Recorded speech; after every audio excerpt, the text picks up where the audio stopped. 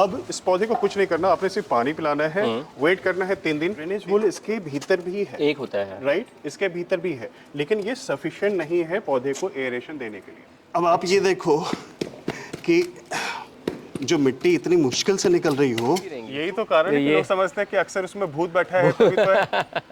Hello दोस्तों, मेरा नाम संदीप और मेरे साथ है आशीष माई वाटिका से। अगर नाम सुना है तो पक्का पता होगा कि क्या है इनका जादू, नहीं पता तो इस वीडियो के बाद ज़्यादा पता चल जाएगा। तो आशीष जी, स्वागत है आपका हमारे चैनल पे। Firstly thank you so much for having me here. और मुझे यहाँ पर आके बहुत खुशी मिल रही है। आपका गार्डन बहुत ही प्यारा है, बहुत ही सुंदर है। आज इसी गार्डन में आपने हमें बुलाया, इसके लिए हमारे समागे बहुत बहुत धन्यवाद।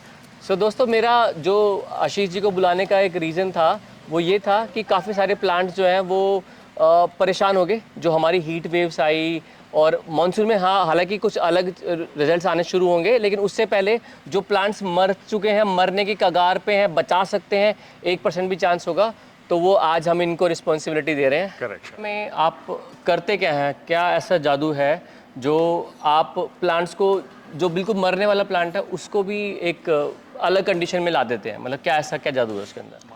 तो हमने क्या किया कि हमने एक, बोलते हैं ना, क्लाइमेट कंट्रोल करके एक एनवायरनमेंट देना, तो वो तो सब जगह फिजिबल नहीं है। बिल्कुल। तो हमने उसको मिट्टी में डाला। तो we have a scientific formula to make a certain kind of a soil media, जो कि सस्टेनेबल है, यानी कि आप उसमें अगर पौधा लगाओगे तो 100% वो पौधा चलेगा और दौड़ेगा, चलेगा। हाँ जी, हाँ जी। अच्छा, बिल्कुल। मैं आपको एक एग्जाम्पल भी दिखाऊंगा। फॉर एन एग्जाम्पल, यहाँ पे thank you for arranging this.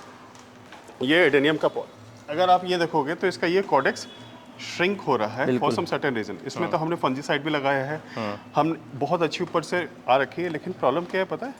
आप देखो इसके रूट्स में फंगस का असर है। अच्छा, रीजन इज कि ये मिट्टी में लगा हुआ था। तो we have a potting mixture called rose and adenium potting mix, right? बिल्कुल। अब ये रोज और एडेनियम पॉटिंग मिक्स में करना क्या है आपको? ये देखिए, ये रोज और एडेनियम पॉटिंग मिक्स है। इसमें आपको करना क्या है? कुछ भी नहीं। इस तरह का आप एक नॉर्मल सा गमला लीजिए, इसके ऊपर में आप थर्मोकोल डालिए, एक लेयर आप सॉइल की डालिए, राइट? और जब भी आप एडेनियम जैसे पौधे को लगा रहे हैं, तो इसका कोडेक्स को आप ऊपर रखेंगे थोड़ा सा, और चारों तरफ से आपने ये मिट्टी इस तरह से, जो हमारी सॉइल मीडिया है, सिंडर बेस्ड है। तो आशीष जी, सॉरी मैं इंटरप्ट कर रहा हूँ। जैसे अभी अग्रिम ने पूछा, जो मेरा बेटा है, उसने आपसे पूछा कि ये हम थर्माकोल तोड़ क्यों रहे हैं? बहुत अच्छा इंसुलेटर होता है ये। अच्छा। बेसिकली क्या होता है कि कंडेंसेशन का एक प्रोसेस होता है। हाँ। बहुत ज़्यादा डेप्थ में नहीं जाते, बस इतना समझते हैं कि जब धूप आती है, हाँ। तो वो पत्तियों के पीछे जो स्टोमाटा होता है उसको ओपन करता है। साथ साथ में जो मिट्टी है, ये जाने के बाद जो वो रूट्स हैं, हैं, उनको ठंडक चाहिए होती है। अच्छा। तो ये ठंडक देने में आपको मदद करेगा। अब संदीप जी, मैं दिखाता हूँ, जो लोगों की मेन परेशानी होती है कि उनका सॉइल तो उन्होंने मान लिया कोई लिया, आपने माई वाटिका नहीं लिया, ठीक है, कोई भी ले लिया। हाँ। वो सॉइल सॉगी हो जाती है। सॉगी का अगर मैं मतलब समझूं, तो आप प्लांट की हेल्थ देखिए, इसको बोलते हैं सॉगी इन नेचर। हाँ, मतलब पानी नहीं निकल, ड्रेन नहीं है, मतलब ड्रेन नहीं होगा, राइट? ये लाइव है और हम आपके सामने इसको पानी दे रहे हैं। आप इसको जितनी मर्जी पानी दे दो, ठीक है? बरसात में बोलते हैं ना कि एडेनियम को अंदर कर लो, बाहर कर लो, राइट? हमने इतना पानी भर के दे दिया। Please count 6। अग्रिम, कैन यू प्लीज काउंट 6? 1 2 3 4 5 6। आपको लगता है कि वो पानी नीचे चला गया सारा?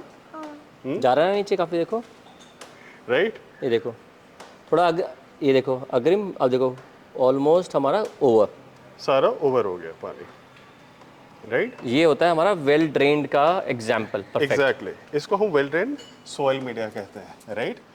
सो आशीष जी, ये जो एग्लोनिमा लिपस्टिक है, अब मेरे पास में पिछले 2 साल से है। ग्रो होता है, फिर मर जाता है, फिर अपने आप कुछ होता है। करेक्ट। बट मैं सेटिस्फाइड नहीं हूँ इससे। करेक्ट। आप इसको क्या कर सकते हो इसके अंदर? इसके पीछे 2 कारण हैं। सबसे पहला, जब भी हम पौधा चुनते हैं तो हमें जो अच्छा लगता है वो ले आते हैं, करेक्ट? लेकिन पौधे को एक प्रॉपर कंटेनर भी चाहिए होता है। कंटेनर का मतलब जहाँ से उसको एरेशन मिले। सिरामिक बहुत अच्छा कंटेनर है just to showcase from outer area, right? अच्छा। इसके अंदर आपको डायरेक्ट पौधे नहीं लगाना चाहिए। 1 मिनट, आप ये बोल रहे हो कि हमें सेरेमिक में प्लांट्स नहीं लगाने चाहिए? डायरेक्ट पौधे आपको नहीं लगाना चाहिए। अच्छा। राइट, इसीलिए क्योंकि ये जब पकता है, हाँ। फर्नेस के अंदर जब पकता है तो इसके अंदर जो भी छोटे छोटे पोर्स होते सारे भर हैं जाते वो हैं। बंद हो जाते हैं। हाँ। जब एयरेशन आएगा ही नहीं तो ये पौधा कहाँ से बनेगा?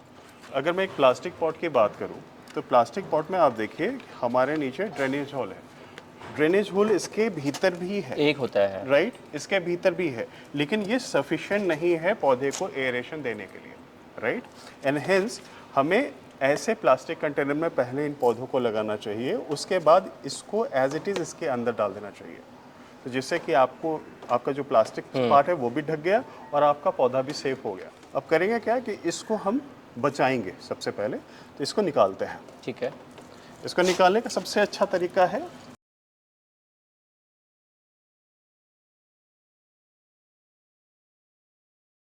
अब आप ये देखो कि जो मिट्टी इतनी मुश्किल से निकल रही हो तो पौधा कैसे सांस ले पाएगा, राइट। अब ये पूरी तरह से ये मिट्टी निकल गई, राइट। तो अब हम क्या करेंगे संदीप जी, हम इस पौधे को लेंगे और कुछ भी नहीं करना, राइट। ये ऑलरेडी काफ़ी है इसको बचाने के लिए। एक छोटा सा गमला लेंगे, देखिए जितना छोटा पौधे का विड्थ और उतना छोटा गमला। उतना छोटा गमला। ऐसा नहीं कि अब इसको हम इसमें लगा देंगे, अगर इसमें लगाएंगे तो ये फिर जड़ बनाने में अपना समय लगा देगा, और अगर इसमें लगाते हैं तो ये जड़ के साथ अपनी ऊपर की हेल्थ भी सही रखेगा, राइट। तो सबसे पहले थर्मोकोल ऊपर में, उसके बाद हमने एक लेयर किसी भी आम मिट्टी को लिया, राइट। अब हमें यहाँ पे मैजिक डालना है, वो मैजिक है माई वाटिका की potting mix. Premium potting mix. ये प्रीमियम पॉटिंग मिक्स इतना एफिशिएंट है क्योंकि ये भारत की पहली कंपनी है जो कि पीट मॉस बेस्ड सॉइल मीडिया बनाती है। एक मिनट, पीट मॉस अगर एज ए लेमन मुझे नहीं पता जी, क्या होता है? बेसिकली पीट मॉस ठंडी जगह से आता है और इसमें एनवायरनमेंट कंट्रोल करने की एक प्रक्रिया होती है, इसमें क्षमता होती है। और अगर आपने सुना है कि कोकोपीट, राइट, तो कोकोपीट से भी बढ़िया सब्स्टिट्यूट है ये। अच्छा। राइस हल्क से भी बढ़िया सब्स्टिट्यूट है ये। हाँ, but this is an expensive thing, लेकिन इसमें अगर कोई हमसे ये लेता है तो उसमें और किसी भी तरह का मिश्रण करने की ज़रूरत नहीं है। अब क्या करना है, एक लेयर हमने इसका डाला, इस पौधे को हमने यहाँ पे ऐसे रखा बीच में, राइट, और चारों तरफ हमने इसकी मिट्टी डाल दी।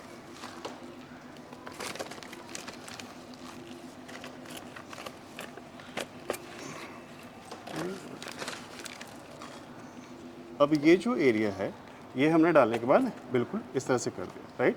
अब ये जो एरिया है ये पानी के लिए है, यानी 1 इंच जो है पानी के लिए। सो आशीष जी, अब तो जैसे चलो वेदर अब अच्छा हो गया, मानसून आ गया, अब तो Right. काफ़ी प्लांट्स चल सकते हैं, लेकिन जैसे चलो एक जो जब भी हार्श वेदर जब गया, ऐसे में मतलब हम कोई भी प्लांट लगा लेते हैं जो हमारे यहाँ के होते भी नहीं हैं। करेक्ट। तो जैसे आप कोई ऐसे प्लांट्स जो हमेशा चलते हों, जो हमारे नॉर्थ इंडिया दिल्ली में हमें कुछ ऐसे प्लांट्स आप अगर 5 कोई भी प्लांट अगर बोलो, मैं पूछूं आपसे कि आपको लगाना चाहिए, तो आप Right. कौन से आप प्रेफर करेंगे? सबसे पहली बात कि प्लांट कोई भी हो उसका नेटिव कंडीशन होना चाहिए। अच्छा। यानी कि सबसे पहले कि जैसे एग्जांपल आपके सामने है, ये गुड़हल का पौधा, राइट, इसे आप कहीं भी लगाइए, इसे जो चाहिए है वो प्रॉपर धूप और प्रॉपर खाना। अगर इसने आपने कंट्रोल एनवायरनमेंट का मतलब अगर आपने इसको किसी गमले में लगाया है तो आपको इसको प्रॉपर न्यूट्रिएंट्स देने पड़ेंगे। अगर आपने इसको ज़मीन में लगाया है तो आपको इसको न्यूट्रिएंट्स देने की आवश्यकता जो है वो बिल्कुल कम रहेगी। तो फॉर एग्जांपल पहले मैं बताता हूँ कि न्यूट्रिएंट्स का क्या मतलब होता है। तो अगर मैं बात करूँ कि हीट वेव्स की, तो हीट वेव्स के दौरान, गर्मियों के दौरान अधिकतर क्वेश्चन ये रहता है कि हम प्रॉपर फीडिंग करें या नहीं करें, खाद डालें या नहीं डालें। तो ऑर्गेनिक मैटर जो भी होते हैं आप उनको डाल सकते हैं। तो ये 100% नेचुरल है, माई वाटिका की हिबिस्कस प्लांट फूड।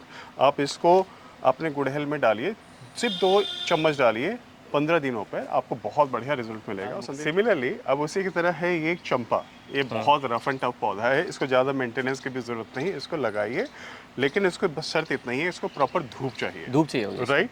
और अगर आप इसको सोच रहे हैं कि हम अपने घर के भीतर लगा दें, पौधा खुल जाएगा, तो वो नहीं होगा, राइट।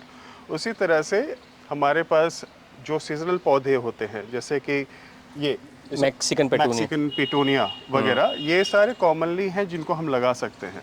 एक बहुत अच्छी वैरायटी आती है जिसका नाम है अलामांडा। इसकी 2 वैरायटी आती है, डॉर्फ वाली आपने लगा रखी है, ये बहुत बढ़िया और है, बेल वाला समर में चल जाए। और बेल वाला भी बहुत बढ़िया चलता है, बेल वाला हमारा वो रहा, वो बेल वाला लगा हुआ बहुत खूबसूरत है वो। ये इधर।